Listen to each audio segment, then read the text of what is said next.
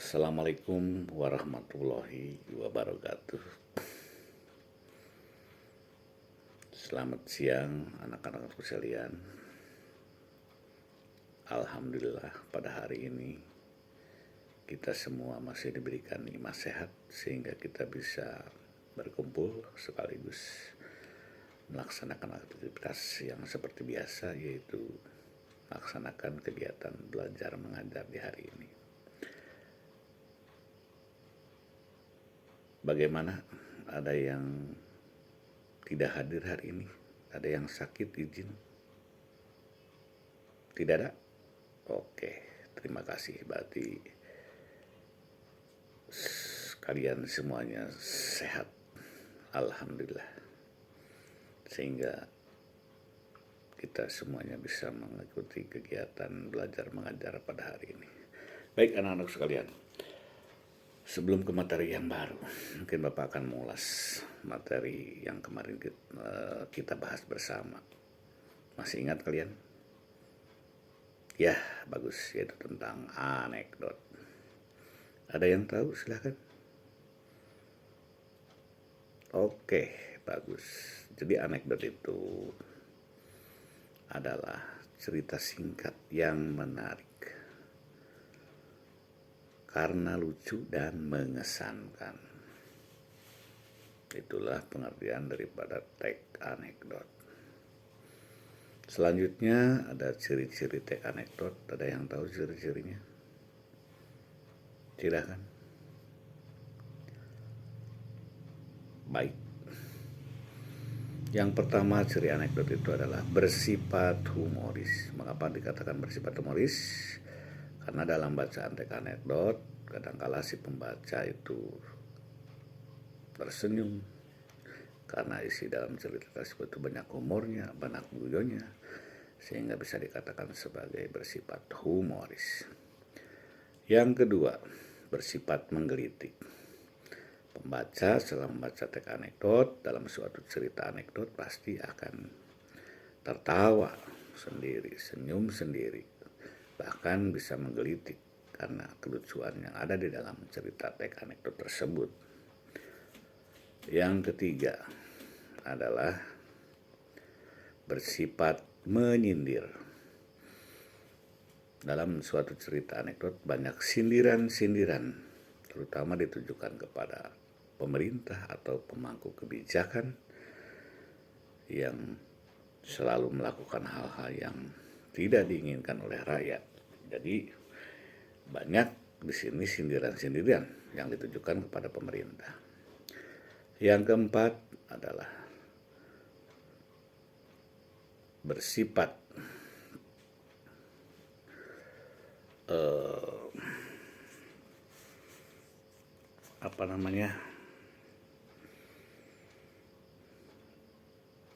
memiliki tujuan tertentu. Di sini tujuan tertentu daripada isi cerita anekdot itu bertujuan untuk menyampaikan hal-hal yang diinginkan oleh rakyat, terutama sifat pemerintah yang tidak pro rakyat itu harus pro rakyat. Itulah sekelumit penjelasan tentang materi yang kemarin Bapak sampaikan. Anak-anak sekalian yang Bapak banggakan. Baik, sekarang kita melangkah ke materi yang baru. Marilah kita bersama-sama untuk membahas materi baru, yaitu tentang hikayat. Mungkin kalian sudah pernah membaca hikayat di SMP, di MTS, atau di Google. Seperti apakah pengertian hikayat tersebut? Ada yang tahu? Silakan. Baik. Jadi hikayat itu adalah bentuk karya sastra Melayu lama yang isinya mengisahkan tentang kisah raja,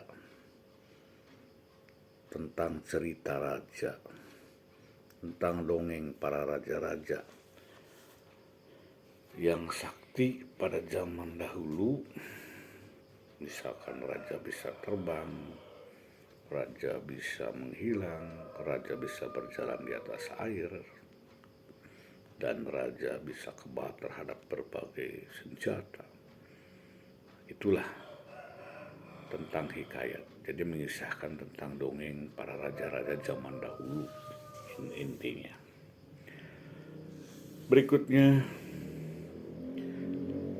ada contoh hikayat. Tadi sudah disinggung tentang raja-raja yang ada di dalam pengertian hikayat. Maka di sini juga contohnya adalah menyangkut tentang para raja-raja. Yang pertama, tapi sebelumnya Bapak bertanya dulu, barangkali kalian ada yang tahu. Silahkan, hikayat raja apa, hikayat raja apa, hikayat raja apa. Ada yang tahu? Baik. Yang pertama ada hikayat Raja Hang Tuah. Yang kedua hikayat Raja Indraputra. Yang ketiga adalah hikayat Raja Bayan Budiman. Yang keempat adalah hikayat Raja Bayan Budiman. Yang kelima adalah hikayat Raja Jaka Tarub. Dan masih banyak contoh hikayat raja-raja yang lainnya. Nanti kalian bisa baca di perpustakaan atau lihat pada Google. Selanjutnya ada struktur hikayat. Jadi anak-anak ada enam struktur teks hikayat.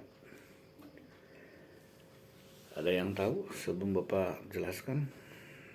Silahkan. Yang pertama adalah abstraksi, yaitu cerita inti. Yang kedua adalah orientasi, pengenalan cerita. Yang ketiga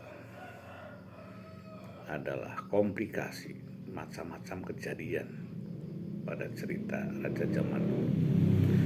Yang keempat, revolusi, perubahan. Yang kelima adalah resolusi, tindakan raja. Apakah tindakannya adil atau kejam, itu ada nanti di dalam cerita hikayat raja-raja. Yang keenam adalah koda. Ini adalah sebagai penutup cerita hikayat. Selanjutnya ada nilai-nilai hikayat.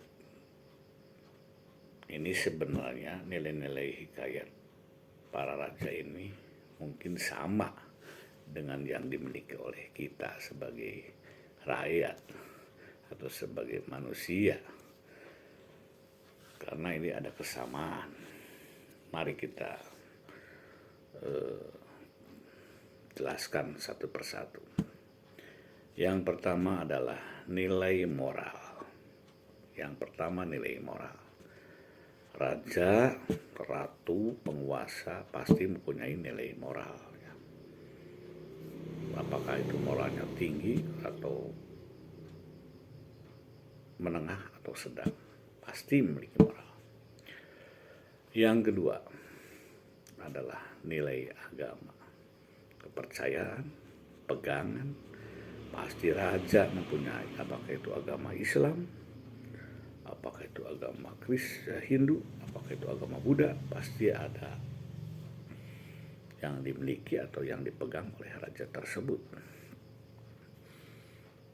Yang ketiga adalah nilai sosial. Seorang raja pasti memiliki nilai sosial yang tinggi terhadap rakyatnya.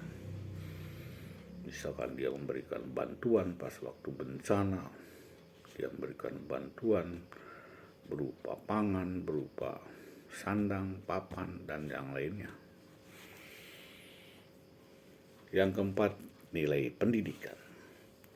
Seorang raja ini pasti memiliki pendidikan, apakah itu pendidikannya sedang, menengah, atau tinggi, sehingga dia pantas untuk menjadi pimpinan yang bisa membawa rakyatnya makmur.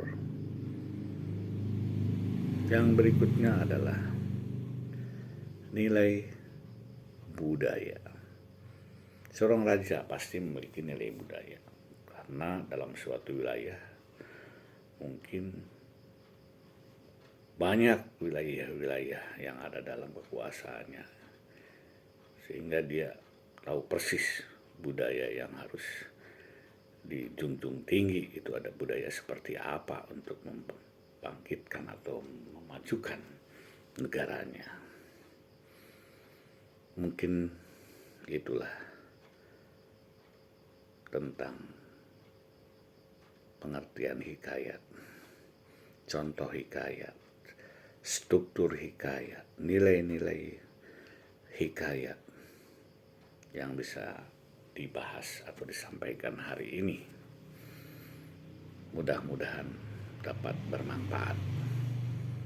Tapi sebelum mengakhiri pelajaran hari ini, mungkin ada tugas untuk kalian semua, yaitu buat suatu kesimpulan. Silahkan baca di perpustakaan ataupun di Google satu judul, contoh satu judul, apakah itu hikayat Hang Tuah, hikayat Raja Bayan Budiman, atau hikayat Abu Nawas.